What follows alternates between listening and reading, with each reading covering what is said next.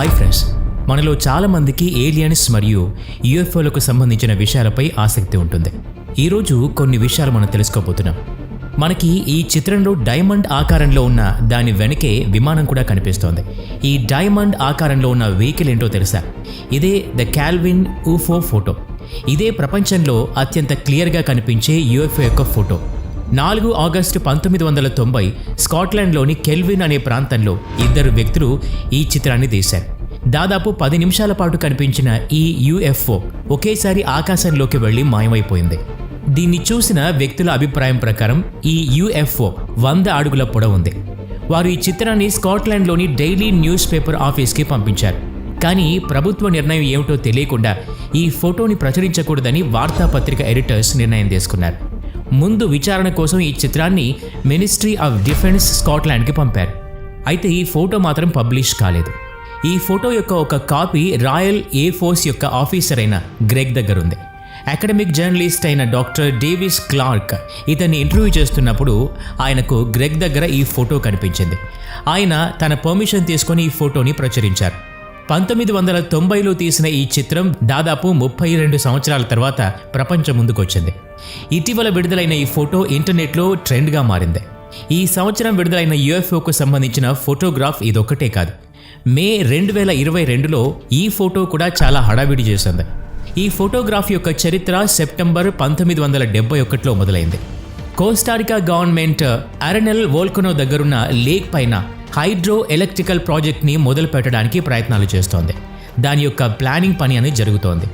సెరియో లైజా అనే planar F-680 అనే air క్రాఫ్ట్లో ప్రయాణిస్తూ 10,000 అడుగుల పైనుంచి ఈ ఏరియా యొక్క ఫొటోస్ తీయడం ప్రారంభించారు.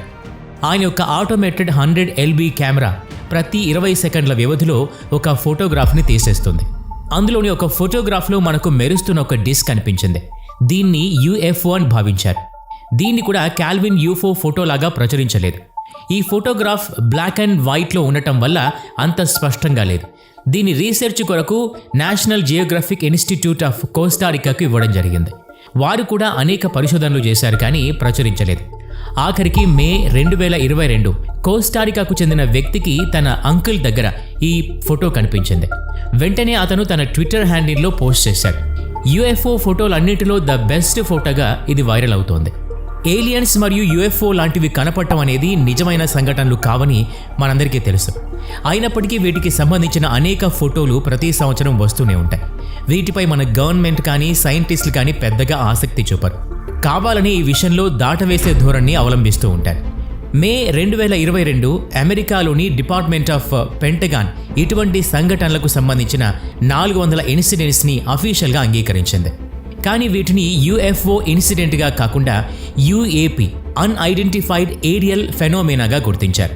ఇదే విధంగా జూన్ 25, 2021 అమెరికన్ నేవీ ద్వారా కనిపెట్టబడ్డ 144 ఇలాంటి సంఘటనల్ని యూఎఫ్ఓ అని కాకుండా యూఏపీగా గుర్తించారు. ఇటీవల 20 జూలైన పెంటగాన్ ఏలియన్ మరియు యూఎఫ్ఓకు సంబంధించిన విషయాల్లో పాజిటివ్గా ఆలోచించడం మొదలుపెట్టింది. పెంటగాన్ ద్వారా ఒక అనౌన్స్మెంట్ అనేది విడుదలైంది. దీని ప్రకారం పెంటగాన్ ఒక కొత్త కార్యాలయాన్ని మొదలు పెట్టబోతోంది. ఇది ప్రత్యేకంగా యూఎఫ్ఓ మరియు ఏలియన్కి సంబంధించిన విషయాలపై ఇన్వెస్టిగేషన్ చేస్తుంది. కొత్త కార్యాలయం యొక్క పేరు AARO all domain anomaly resolution ఆఫీస్గా పెట్టబోతున్నారు. యుఎస్ యొక్క ఆర్మీ, ఎయిర్ ఫోర్స్ మరియు నేవీ ఎప్పటికప్పుడు యూఎఫ్ఓ యొక్క చిత్రాలు మరియు వాటికి సంబంధించిన అనేక విషయాలు కనిపెడుతూనే ఉంటాయి. ఈ కొత్త కార్యాలయం వీటిని శాస్త్రీయంగా రీసెర్చ్ చేస్తుంది. ఈ కార్యాలయం అంతరిక్ష నౌకలకు సంబంధించిన విషయాల్ని కలెక్ట్ చేయడం, వాటిని పరిశోధించడం మరియు వాటికి సంబంధించిన విషయాల్ని కనిపెట్టడం మరియు నివేదికల్ని తయారు చేయడం దీని యొక్క పని. ఇది యూఎఫ్ఓ మరియు ఏలియన్స్ యొక్క ఉనికిని తెలపడానికి పనిచేస్తుందో లేదా ఇప్పటి వరకు కనిపించిన సంఘటనల్ని కనపడకుండా చేయడానికి పనిచేస్తుందో కాలమే సమాధానం చెప్పాలి. అమెరికా దాని యొక్క ప్రజల దగ్గర చాలా అంతరిక్ష విషయాల్ని దాచిపెట్టిందని ఆరోపణలున్నాయి. అదే సమయంలో అమెరికా యొక్క అతిపెద్ద పోటీదారు చైనా అంతరిక్ష పరిశోధన రంగంలో విప్లవాత్మకమైన కొన్ని వాదనలు చేసింది. చైనా శాస్త్రవేత్తలకు గ్రహాంతర వాసుల సంకేతాలు లభించాయని పేర్కొన్నారు. జూన్ 14, 2022 చైనీస్ ప్రభుత్వ అధికారిక వార్తాపత్రిక సైన్స్ అండ్ టెక్నాలజీ తన పోర్టల్లో బీజింగ్ నార్మల్ యూనివర్సిటీ యొక్క ఆస్ట్రోనామర్స్కు గ్రహాంతరవాసుల సంకేతాలు, అదనపు భూగోళం మరియు వారి అధునాతన సాంకేతికత గురించిన ఆధారాలు లభించాయని పేర్కొంది. చైనా దగ్గర 500 meter aperture spherical radio telescope ఉంది. ప్రపంచంలోనే అతిపెద్ద రేడియో టెలిస్కోప్ ఇది. దీన్ని స్కై ఐ అనే పేరుతో పిలుస్తారు. 2019వ సంవత్సరంలో చైనీస్ శాస్త్రవేత్తలు ఈ టెలిస్కోప్ యొక్క సాయంతో వేరువేరు నక్షత్రాల నుంచి వచ్చిన రేడియో సిగ్నల్స్ని బంధించారు.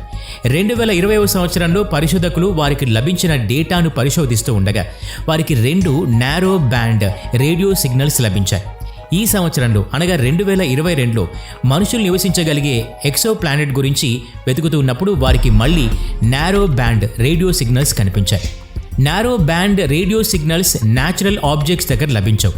మన భూమిపైన ఈ సిగ్నల్స్ని ఎయిర్ క్రాఫ్ట్స్ మరియు శాటిలైట్స్లో ఉపయోగిస్తారు. భూమి తర్వాత ఇటువంటి ఆర్టిఫిషియల్ సిగ్నల్స్ని పంపించే సోర్స్ ఏముంటుంది? కేవలం ఏలియన్స్, వాటి సివిలైజేషన్ మాత్రమే. పరిశోధకులు దీని గురించి ఖచ్చితంగా ఒక విషయం మాత్రం చెప్పారు. ఇప్పుడు ఇది పరిశోధన స్థాయిలో మాత్రమే ఉందని, ఖచ్చితంగా ఇప్పుడు ఏం చెప్పలేమని పేర్కొన్నారు. నారో బ్యాండ్ సిగ్నల్స్ లభించడం ఇదే మొదటిసారి కాదు. ఈ విధంగా చాలా సిగ్నల్స్ అనేక ఏజెన్సీస్కి లభించాయి. వీటి వెనుక గల కారణం రేడియో ఇంటర్ఫియరెన్స్ అని చెప్పారు. 2 ఆగస్టు 1977న సర్చ్ ఫర్ ఎక్స్ట్రా టెరెస్ట్రియల్ ఇంటెలిజెన్స్లో భాగంగా హోయో యూనివర్సిటీ యొక్క ఒక టెలిస్కోప్ స్ట్రాంగ్ ఎలక్ట్రిక్ మ్యాగ్నెటిక్ బార్స్ని బంధించింది. వీటినే వావ్ సిగ్నల్ అని అంటారు.